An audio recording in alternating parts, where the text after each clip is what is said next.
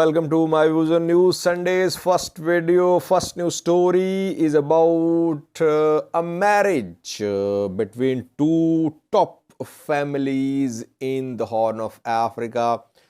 The marriage was not covered by media in both countries. The two families are from Djibouti and Somalia. Secondly, viewers, it seems that Adwa has come under full control of federal forces. Ethiopian state media is reporting that Adwa city is under full Ethiopian federal government control. What does it mean? Does it mean that Eritrean military is out of Adwa? Videos are being shared by Ethiopian state media from Adwa. Video for you. And thirdly, viewers, Oromo Liberation Army fighters have taken control of a town in Valaga, East Valaga.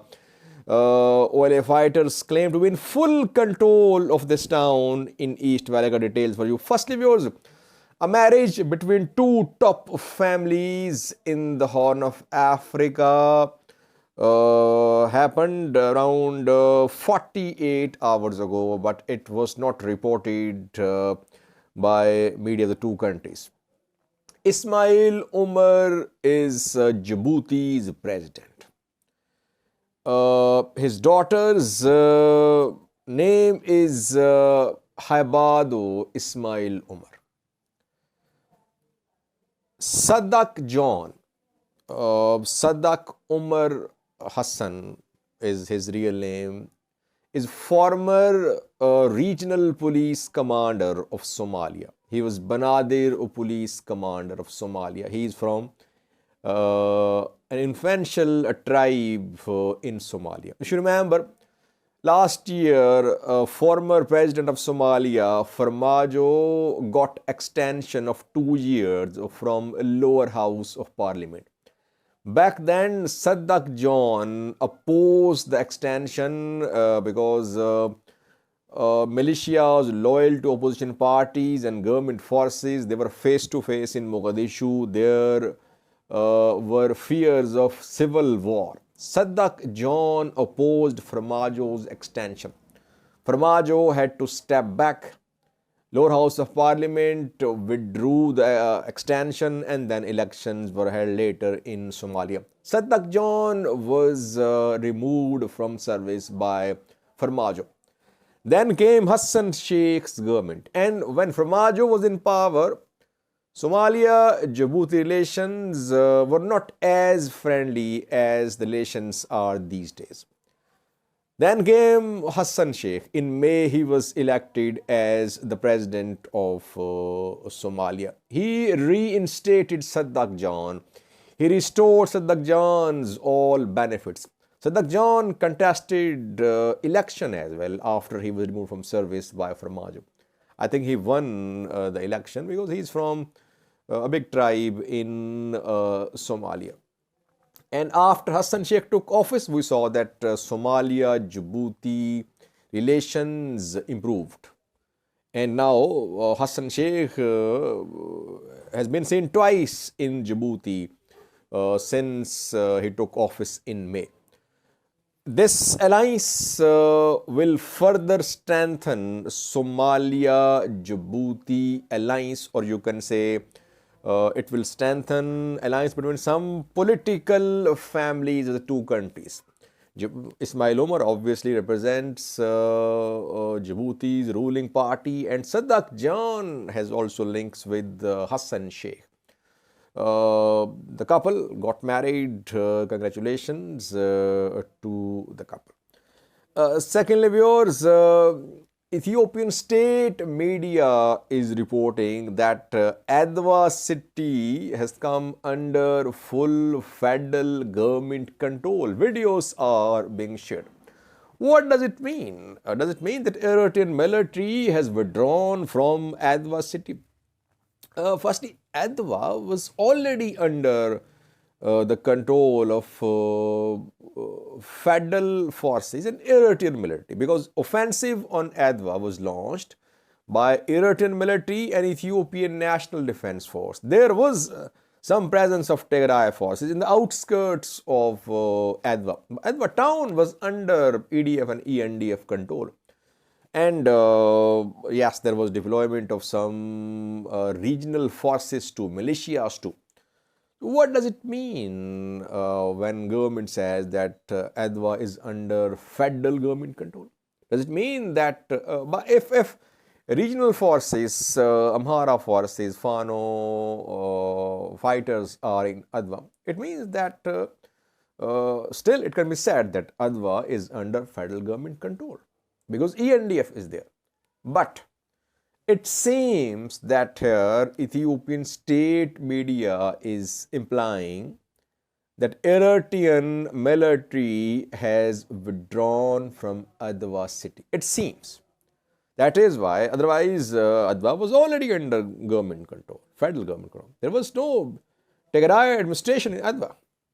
So indirectly, not directly, indirectly, I think Ethiopian state media is claiming that Eritrean military has withdrawn from Adwa city.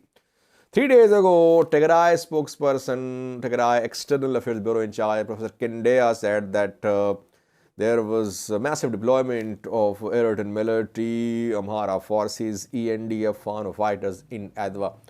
But state media, Ethiopian state media is now reporting that Adwa is under full government. It means that Eritrean military is gradually withdrawing from Tigray, though we'll update you after verification. So far, we're sharing with you what Ethiopian state media is claiming, which is implying, not openly stating. It is implying that Eritrean military is out of Adwa. Watch a clip which is being shared by Ethiopian state media from Adwa city. ለሁለት ዓመታት ዋጋ ሲያስከፍል በቆየው ጦርነት ከፍተኛ ጉዳትና ሰብአዊ ኪሳራ ከደረሰባቸው ከተሞች መካከል አንዷ አድዋ ናት። ታሪካዊዋ ከተማ ኢትዮጵያ በጥቁር ቀለም ከምትጽፈው የሁለት ዓመታቱ ጦርነት ያተረፈችው ሰቆቃ፣ ረሃብና ሞት ብቻ ሆኗል። ከ90,000 በላይ ነዋሪ እንዳላት የምትገመተው አድዋ አሁን ላይ የሚላስ የሚቀመስ የሌለባት ከተማ ሆናለች። በምግብ እጦት የተጎዳውን ነዋሪ ለማገዝ ጥረት እየተደረገ ቢሆንም ጥረቱ ግን ከእርዳታ ፈላጊው ቁጥር ጋር ሊጣጣም አልቻለም። በጦርነቱ ምክንያት ብዙ ሰቆቃ አይተናል የሚሉት የአድዋ Viewers, Oromo Liberation Army OLA backed news sources are claiming that a town in western Oromia has come under full OLA control. Almost on daily basis, we are seeing reports of OLA's operations in western Oromia, and a major operation against OLA is on the cards. It has started, but it will intensify in coming days.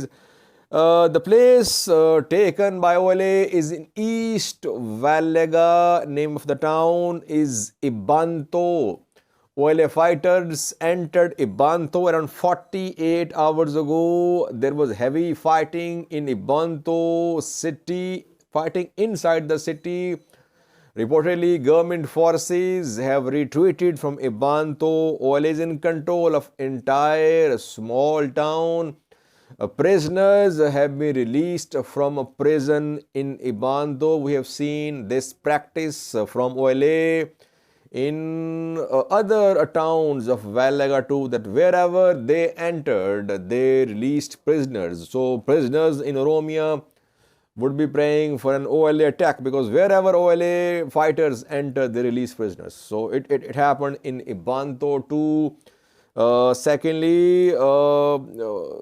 some weapons are being shown by OLA fighters. They claim that these are the weapons captured from Ibantu.